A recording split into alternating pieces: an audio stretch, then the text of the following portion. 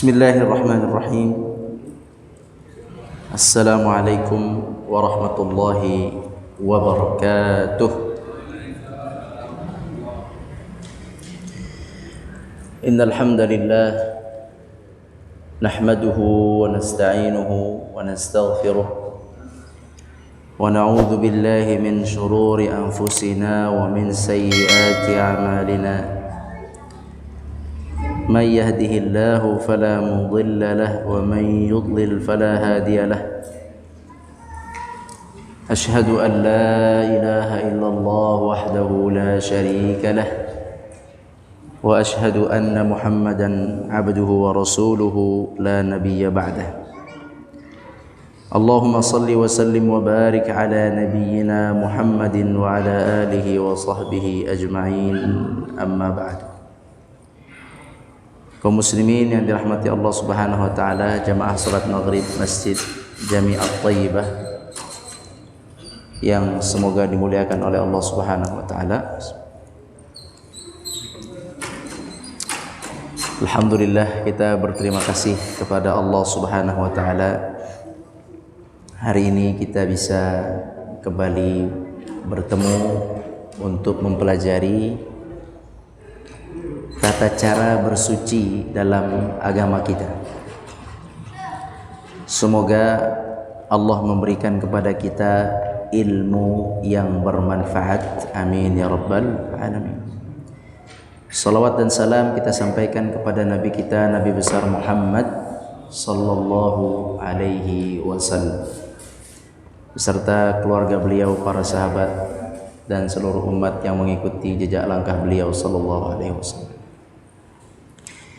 Kaum muslimin yang dirahmati Allah Subhanahu wa taala, pada pertemuan yang silam kita telah mempelajari perihal yang berkaitan dengan wudu. Dan dengan pertemuan yang lalu maka selesai sudah bab wudu yang menggunakan air. Sekarang kali ini adalah bab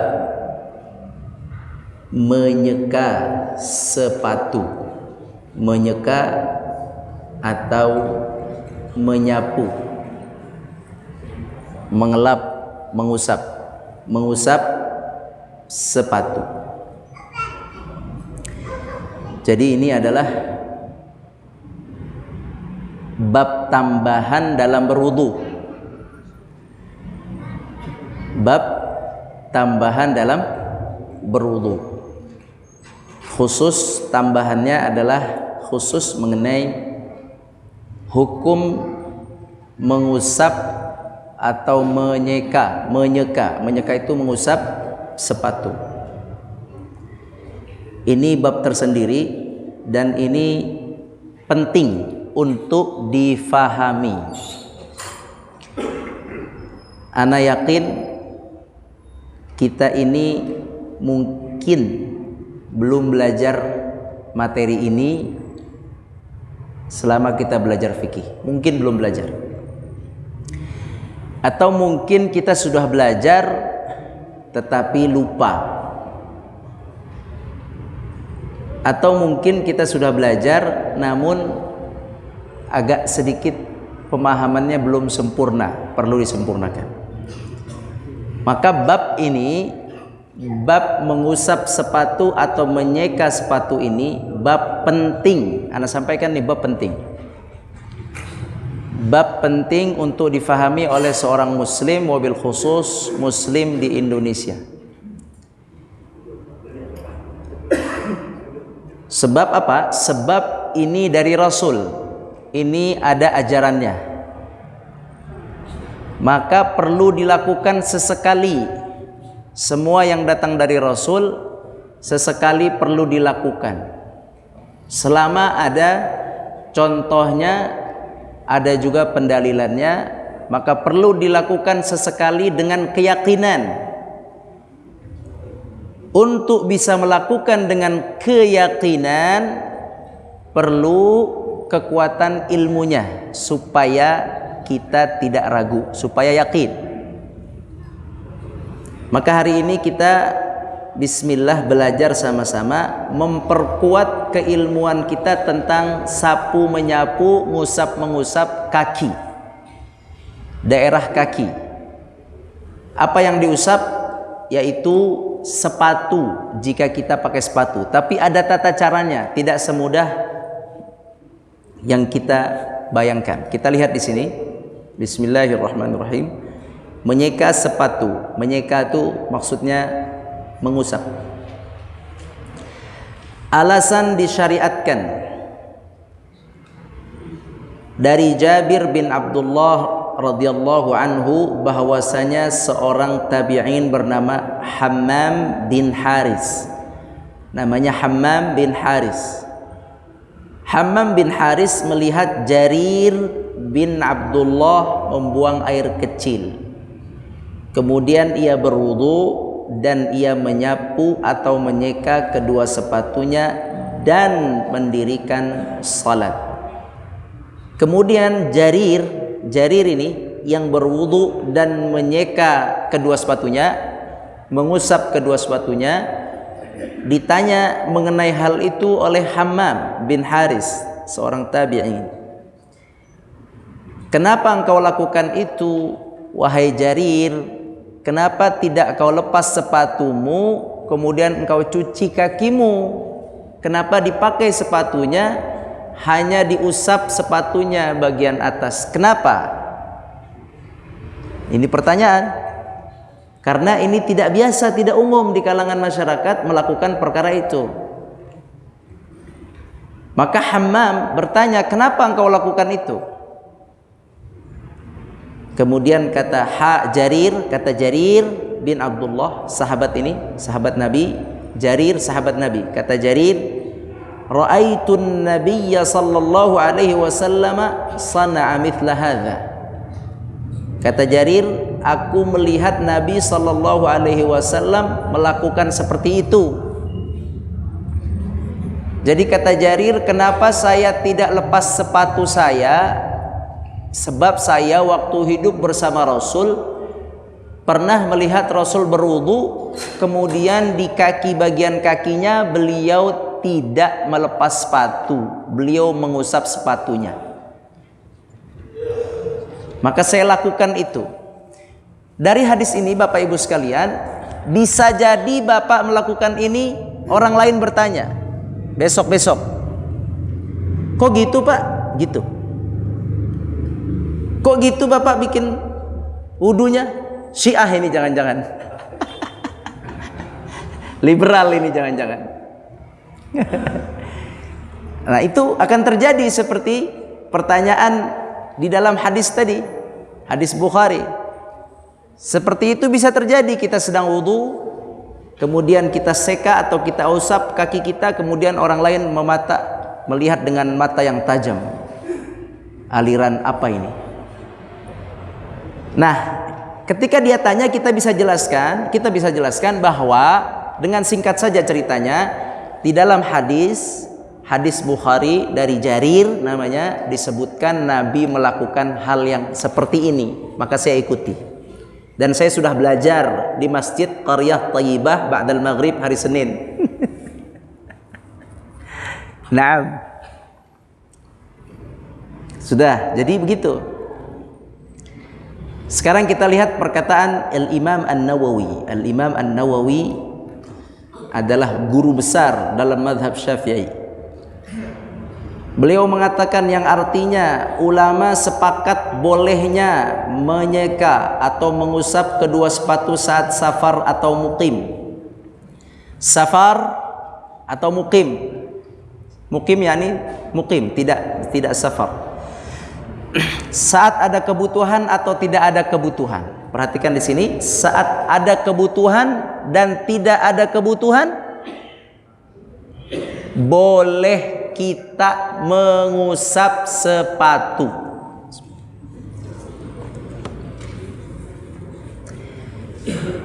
Ada kebutuhan, tidak ada kebutuhan, boleh kita mengusap sepatu.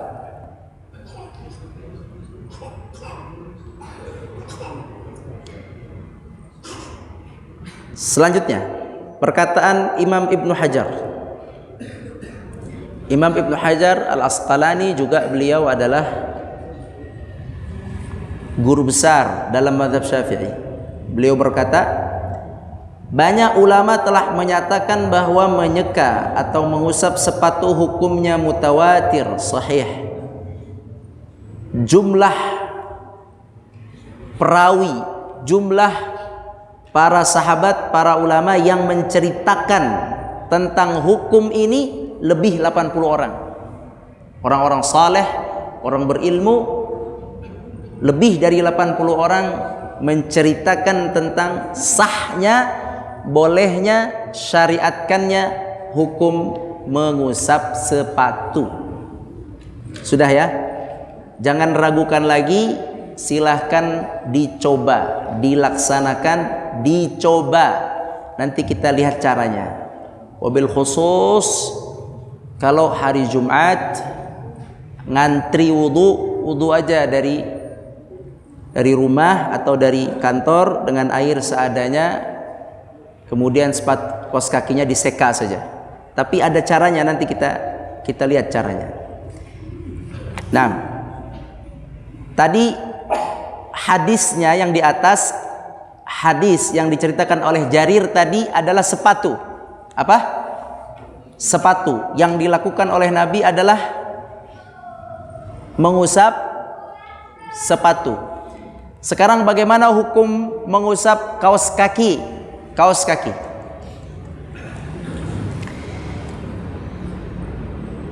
Di sini dijelaskan nomor 2, dibolehkan mengusap atau menyeka kaos kaki. Pendapat ini diberitakan dari segolongan besar sahabat. Berkata Imam Abu Daud rahimahullah, di antara para sahabat yang menyetujui bolehnya menyeka atau mengusap kaos kaki, ini namanya banyak di sini. Ada sahabat namanya Ali bin Abi Thalib, Ibnu Mas'ud, Barra bin Azib, Anas bin Malik, Abu Umamah, Sahal bin Sa'ad, Amr bin Harith. Juga diberitakan dari Umar bin Khattab dan dari Ibnu Abbas, dan juga diriwayatkan dari Bilal bin Abdullah bin Abi Aufa dan Ibnu Umar radhiyallahu anhum jami'an. Ibnu Qayyim dalam Tahdzib As-Sunan, Ibnu Qayyim dalam kitab beliau menukil ungkapan Ibnu Munzir. Ini nama-nama ulama. Kata beliau bahwa Imam Ahmad menyatakan bolehnya menyeka kaos kaki. Alasan dasarnya ini. Tadi kita sepakati bahwa yang diseka oleh Nabi adalah sepatu. Kalau sepatu sudah tidak perlu dipermasalahkan. Sepakat, semua ulama sepakat. Sekarang kita pindah dari sepatu ke kaos kaki. Kaos kaki atau stocking atau yang sejenisnya yang menutupi kaki. Di sini kata Imam Ibnu Qayyim ada dasar kenapa kaos kaki boleh, padahal hadisnya adalah tentang sepatu. Sama kayak kemarin tentang hadis beser, kemarin kita bicara orang yang punya penyakit beser, bahasa Indonesianya apa?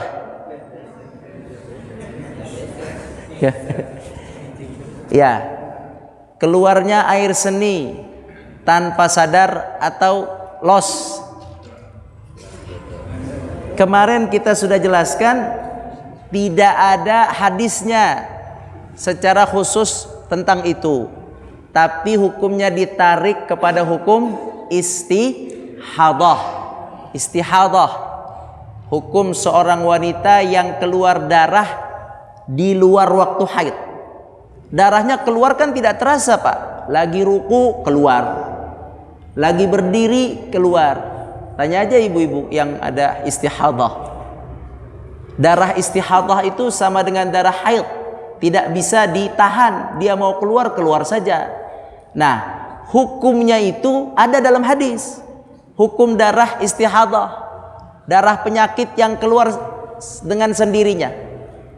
Nah, hukum darah penyakit yang keluar dengan sendirinya, yang itu najis juga, bisa membatalkan sholat, membatalkan wudhu, itu ditarik dari situ hukum beser. Artinya seseorang yang keluar terus air kencingnya, sudah wudhu, sudah berusaha untuk menahan wudhu, sholat 4 rakaat, imamnya lama lagi.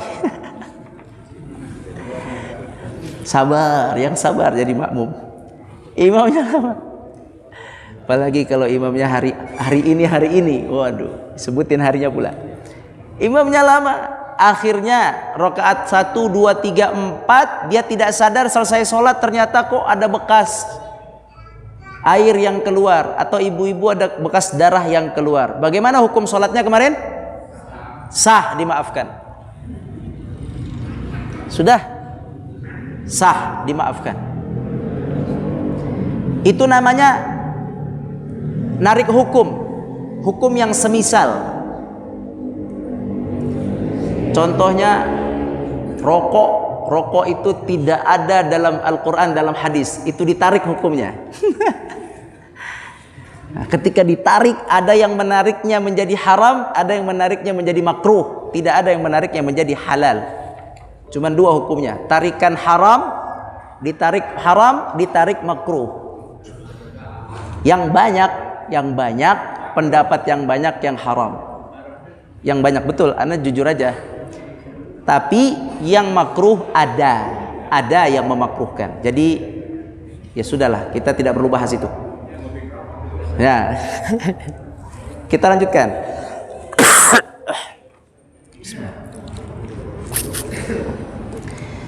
Sama di sini, kaos kaki tidak ada disebut dalam hadis, adanya yang disebut sepatu. Sekarang bagaimana hukum kaos kaki? Apalagi yang semisal dengan kaos kaki?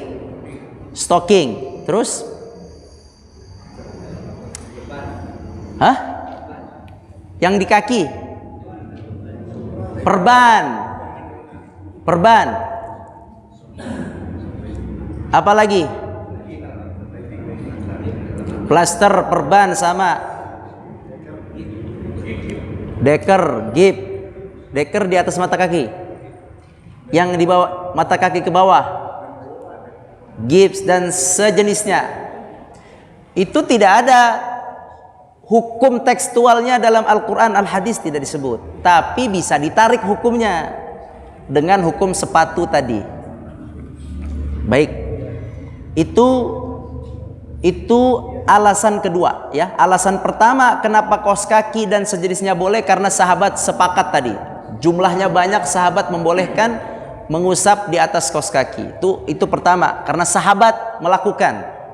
Ya, sahabat mengiyakan. Itu alasan pertama. Alasan kedua, karena hukumnya disamakan dengan hukum sepatu. Dah, selesai. Syarat menyeka, syarat mengusap. Ini perlu difahami syaratnya, jangan sampai lupa. Di garis bawahi atau nanti kertasnya disimpan ini penting. Syarat dibolehkannya kita menjadikan kaki ini disapu, tidak dicuci. Berarti kita pakai apa? Pakai sepatu atau kaos kaki. Sepatu atau kaos kaki. Apa syaratnya supaya boleh sepatu itu tidak dibuka, kaos kaki itu tidak dibuka, kita usap saja? Apa syaratnya? 1. Dipakai dalam keadaan suci atau berwudu. Bisa dipahami ini? Sudah wudu, pakai sepatu. Syarat pertama terpenuhi. Sudah? Syarat yang kedua, sepatu atau kaos kaki tersebut menutup seluruh kaki sampai mata kaki. Itu syaratnya. Sepatunya harus menutup mata kaki. Sepatu antum nutup mata kaki enggak? Berarti enggak boleh. Kalau sendal gunung, sendal yang tali-tali itu, bisa nggak? Nggak bisa, karena ada bagian yang terbuka. Jadi syaratnya tidak boleh ada bagian yang terbuka. Semua tertutup. Dari mana, Pak? Mata kakinya tertutup sampai ujung jari. Itu syarat sepatunya seperti itu. Berarti sepatu apa tuh? Sepatu bot. Sepatu abri. Berarti abri itu angkatan bersenjata itu ya, apa namanya tuh? TNI itu atau polisi itu harus belajar ini. Karena sepatunya itu sudah memenuhi syarat. Kalau orang kerja, sepatunya tidak memenuhi syarat. Karena kebanyakan sepatu itu di bawah mata kaki. Baik, itu syaratnya. Seandainya sepatunya tidak memenuhi syarat, kaos kakinya memenuhi syarat, maka yang dibolehkan kaos kakinya. Sepatu dibuka, yang diusap kaos kaki. Ingat tadi kaos kakinya harus menutupi dari mata kaki sampai ujung jari. Mata kakinya harus ketutup. Kan ada tuh sekarang kaos kaki yang nah, itu nggak boleh. Iya, itu anak SMA itu nggak boleh. Anak muda harus ketutup mata kakinya. Kalau ada yang bolong tidak sah, tidak boleh. Dijahit dulu. Harus tertutup secara sempurna kaos kaki tersebut. Itu baru bisa nanti disapu, dan itu harus dipakai setelah wudu, nggak boleh sebelum wudu. Nah, itu caranya. Jadi coba aja praktek besok yang kerja pakai kaos kaki. Iqza, ente kan kerja pakai kaos kaki.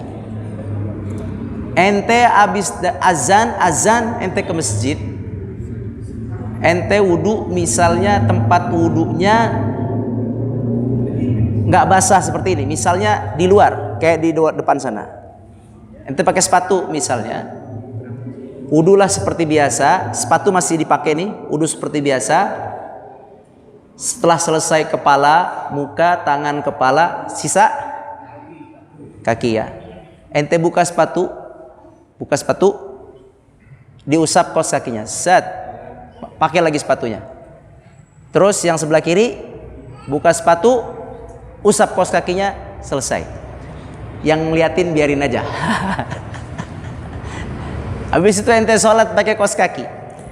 Tapi syaratnya harus tuh kaos kaki dipakai waktu dalam keadaan sudah berwudu. Sebelum berangkat ke tempat kerja sudah berwudu, pakai kaos kaki. Kemudian di tempat kerja mau wudu lagi, boleh seperti itu. Boleh seperti itu. Hukum ini di sini tidak berlaku sebab di sini tidak ada musim dingin. Hukum ini berlaku di negeri Arab, dan saya sering melihat teman-teman berbangsa Arab yang melakukan ini. Depan mata saya lihat sering sekali mereka melakukan usap kaos kaki sebab musim dingin. Minimal Allah kasih keringanan, kaki nggak dingin lah. Muka dingin ya kan, tangan dingin, rambut dingin. Alhamdulillah kaki bisa nggak dingin, tinggal diusap atasnya aja, selesai. Apalagi kalau kaos kakinya yang tebal, maka nggak tembus ke dalam. Dan mengusap memang tidak harus tembus. Makanya mengusap rambut bukan harus nembusin air ke dalam, tidak, cukup di atas saja. Begitu. Baik. Caranya sudah jelas ya. Apa tadi cara pertama? Bersuci, wudu, terus pakai kaos kaki. Kaos kakinya harus nutup mata kaki. Atau kalau pakai sepatu, sepatunya harus tutup mata kaki. Sepatu tenis, sepatu polisi lah, atau sepatu-sepatu yang tinggi.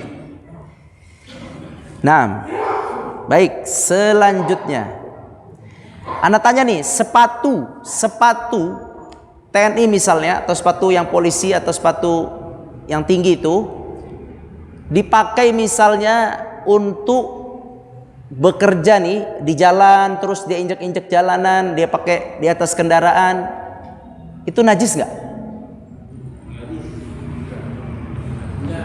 Kan kita udah belajar najis nggak? Betul, tidak.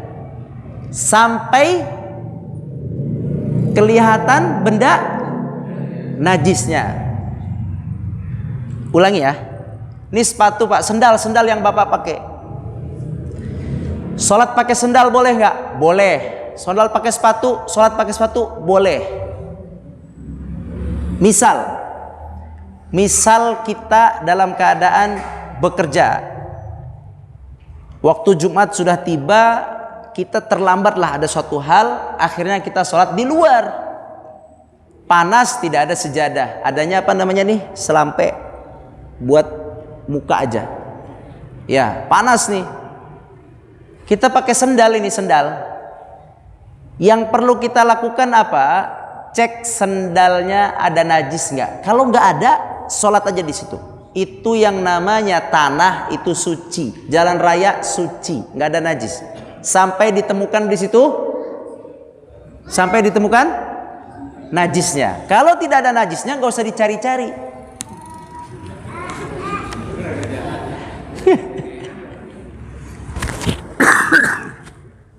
Kalau tidak ada najisnya, jangan dihukumi najis.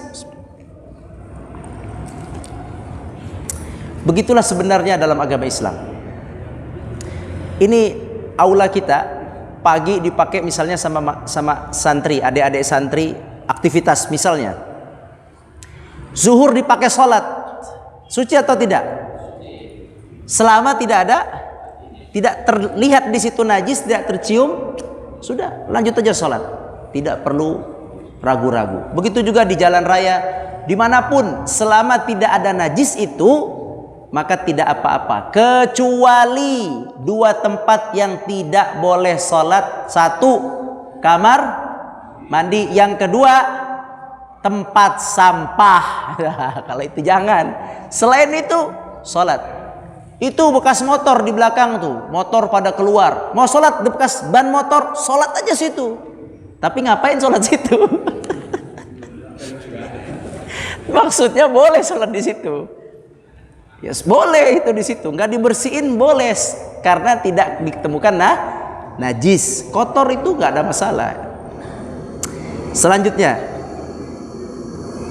dari Al-Mughirah radhiyallahu anhu, bahwasanya aku bersama Rasulullah SAW pada suatu safar, kemudian aku menuangkan air untuk beliau. Beliau pun membasuh muka. Saat itu beliau memakai jubah dari kain wol, sehingga tidak bisa menyingkap kedua lengannya. Ini tidak bisa seperti ini, saking tebalnya itu. Terkadang seperti jas, jaket yang tebal yang dingin, itu tidak bisa disingkap. Kalau tidak bisa disingkap, gimana? Nabi SAW akhirnya mengeluarkan dari bawah jubah, dibuka, dikeluarkan, dari lengan dikeluarkan. Nah, ini kebanyakan kaum muslimin pakai baju mepet-mepet, nggak bisa diangkat, cuman segini, dibasuh segini saja. Dan itu banyak ternyata. Coba sesekali pasang CCTV di tempat wudhu. Tempat wudhu yang di luar aja, biar terlihat bagaimana kebanyakan kaum muslimin wudhu. Mungkin anak kira nggak apa-apa untuk melihat saja bagaimana realita wudhu kaum muslimin. Nah, baik, jadi oleh Nabi SAW dilepas tangannya, dikeluarin. Kemudian beliau menyeka kepalanya. Beliau berwudu seperti biasa, wajah sudah, tangan. Kemudian beliau menyeka kepalanya atau mengusap kepala. Kemudian setelah selesai kepala, beliau hendak membuka sepatu beliau dan beliau pun melarangku seraya berkata, yakni sahabat ini, Al-Mughirah maksudnya, setelah Nabi selesai muka, tangan dan kepala, Mughirah, sahabat yang cerita ini, Al-Mughirah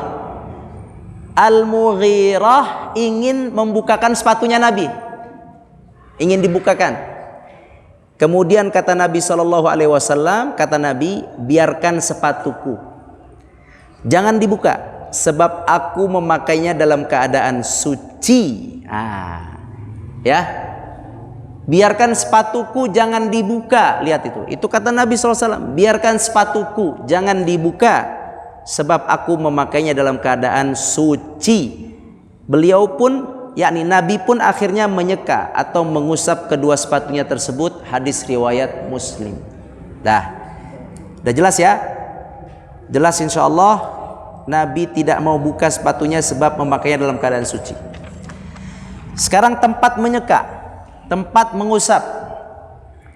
Tempat menyeka atau mengusap sepatu cukup bagian atasnya tanpa bawahnya. Bagian atas, cukup bagian atas. Atas berarti yang ini, atasnya saja, tidak perlu bawahnya. Ali radhiyallahu anhu berkata, yang artinya, seandainya agama itu berdasarkan logika, maka mengusap bagian bawah sepatu lebih tepat daripada atasnya. Kalau pakai logika, ngapain atasnya yang dilap? Yang perlu dilap bawahnya kalau pakai logika, atau semuanya kalau pakai logika. Kata Ali, tidak. Islam itu tidak pakai logika. Islam itu pakai ajaran yang dilakukan Nabi. Bagaimana Nabi lakukan? Ya kita ikuti saja begitu.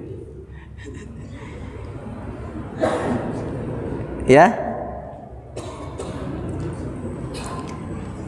Seandainya agama itu berdasarkan logika, maka menyeka, mengusap bagian bawah sepatu lebih tepat daripada atasnya. Namun Nabi mengusap bagian atas kedua sepatunya, tidak pernah mengusap bagian bawahnya. Maksudnya Bapak Ibu sekalian, dalam agama Islam adalah anjurannya mengikut Nabi. Yang dilakukan Nabi kita lakukan. Ya sudah situ. Itu prinsipnya. Tidak perlu kenapa. Siapa sahabat yang tidak pernah bertanya kenapa? Namanya Abu Bakar As-Siddiq radhiyallahu anhu, tidak pernah bertanya kenapa sekalipun kepada Rasul. Dari sejak masuk Islam tidak pernah bertanya kenapa. Beliau mengikuti seutuhnya apa yang disampaikan Nabi sallallahu alaihi wasallam. Jadilah beliau seorang sahabat yang keimanannya, keyakinannya kepada Nabi adalah keyakinan yang tidak terlewati oleh seluruh sahabat jika ditimbang. Sebab ketika Nabi SAW menyampaikan sesuatu, langsung mengimani 100%. Tidak perlu pertanyaan dan ragu-ragu. Nah, Muslim harusnya begitu. Ada berita di Al-Quran, ada berita di Al-Hadis, terima seutuhnya. Dah. Tidak ada ngeyel, tanda tanya sini-sini, tidak perlu. Dah, langsung saja terima. Oh ya, ada berita gaib yang kemarin kita ceritakan di sini. Batu ngomong, ya udah, imani aja, selesai urusan. Kalau kenapa-kenapa kita yang pusing. Jadi imani, sudah selesai. Imani saja. Selama hadisnya sahih, sahih itu hadisnya. Tentang batu berbicara, hadis sahih. Yang kelima, nah ini ada hal penting di sini. Seorang tabi'in menanyakan tentang menyeka atau mengusap sepatu kepada Aisyah. Kemudian Aisyah berkata, yang artinya, pergilah kepada Ali bin Abi Thalib radhiyallahu anhu dan tanyakan kepadanya, karena ia bersafar bersama Nabi SAW. yakni seseorang nanya ke Aisyah, Aisyah bilang tanya saja ke Ali. Kemudian tabi'in itu, orang tersebut bertanya kepada Ali, kami pun menanyakan kepadanya. Maka Ali radhiyallahu anhu menjawab, Rasulullah SAW menjadikan 3 hari 3 malam bagi musafir dan 1 hari 1 malam bagi yang mukim. Itu lama waktunya. Ulangi ya. Waktu bapak ibu boleh pakai kaos kaki dan setiap wudhu diusap. Kalau mukim mukim kita tidak safar, kita bisa melakukannya selama 24 jam. 1 hari 1 malam. Kalau kita musafir, kita bisa kos kaki itu kita lap terus, kita usap terus, tidak perlu kita buka sampai berapa lama? 3 hari 3 malam.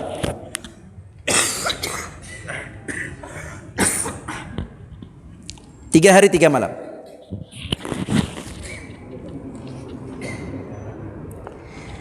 Baik. Imam Baihaqi berkata, hitungan waktu mulai sejak sekaan pertama.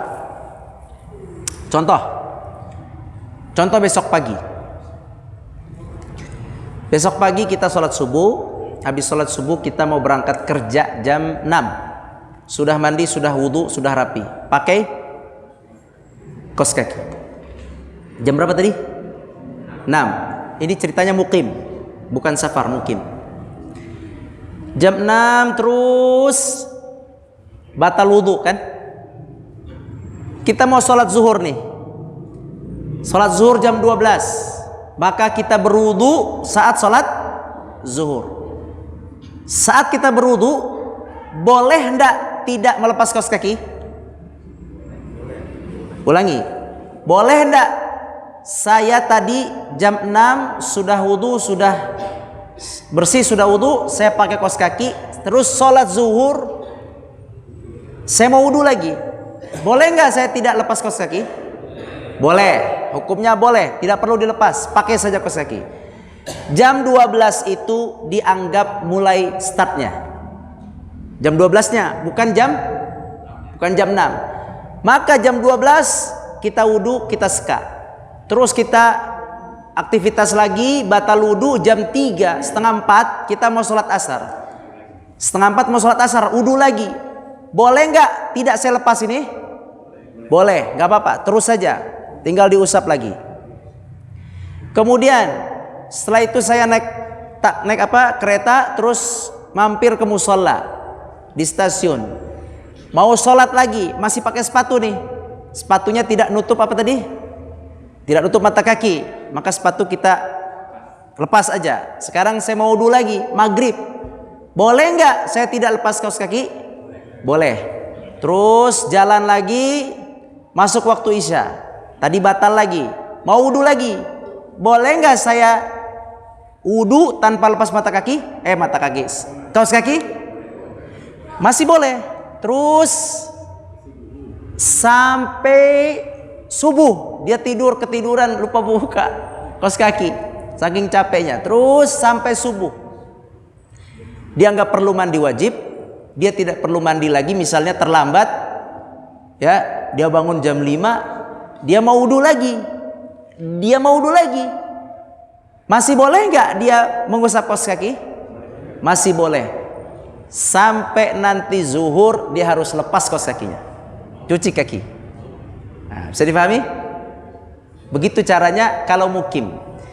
Tapi kebanyakan ini dipakai yang 24 jam buat orang mukim kalau musim dingin. Musim dingin di rumah, musim dingin di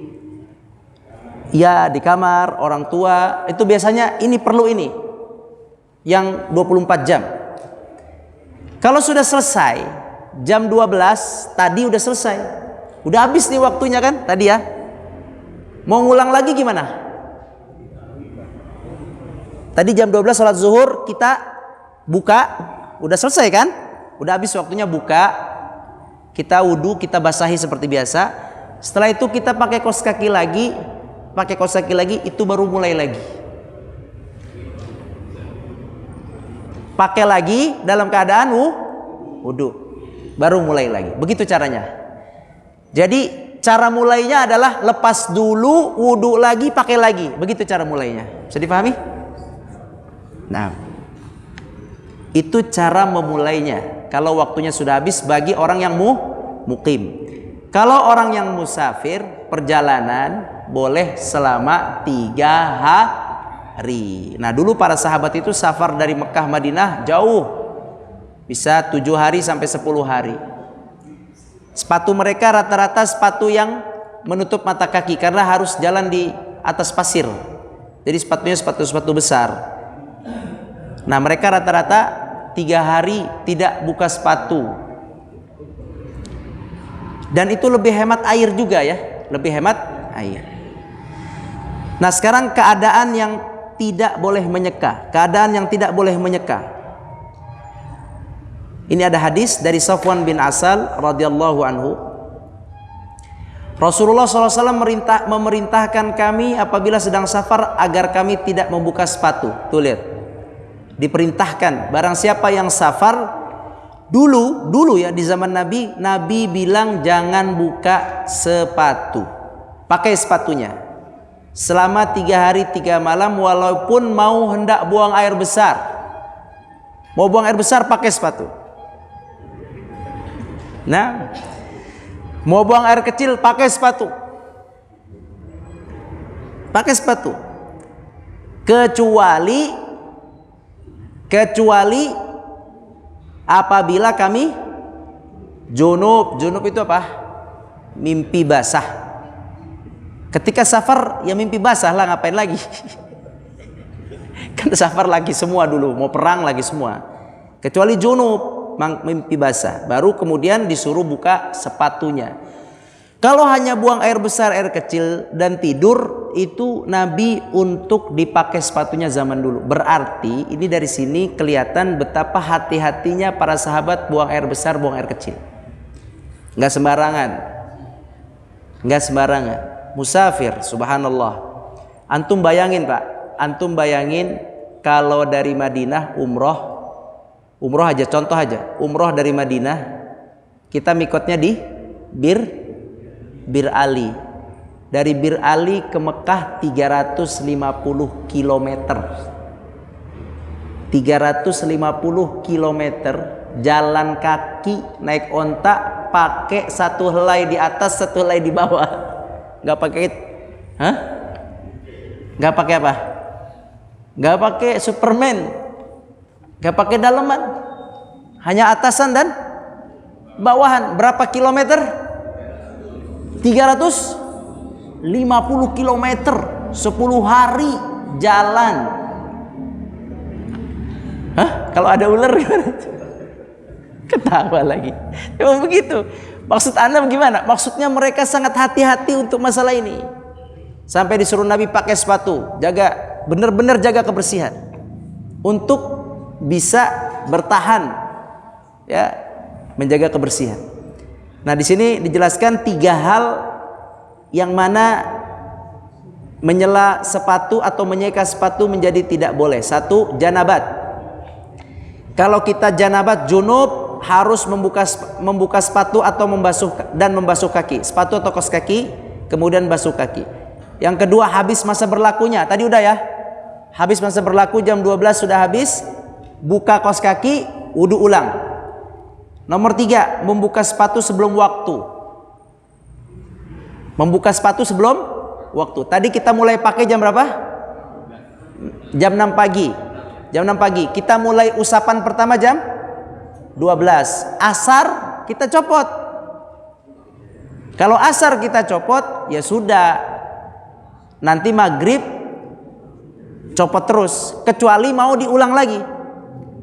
Asar kita copot. Setelah kita copot, kita basuh asar, kemudian kita pakai lagi, ngulang lagi waktunya. Seperti itu. Yang terakhir, tata caranya nih. Tata caranya seperti ini. Berwudulah, kemudian pakailah sepatu atau kaos kaki yang menutupi mata kaki. Maka setiap hendak berwudu lagi, Anda boleh menyapu keduanya sebagai ganti membasuh. Keringanan ini diberikan bagi yang sehat dan sakit, yang sibuk dan yang santai, yang berada di musim panas dan musim dingin. Keringanan ini juga berlaku selama sehari semalam bila mukim dan 3 hari 3 malam bila musafir, kecuali jika junub. Nah, inilah hukum tentang menyeka atau menyapu. Ada pertanyaan?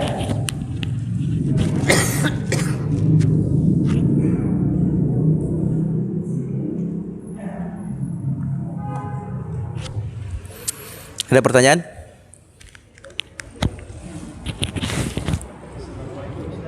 Salam warahmatullahi.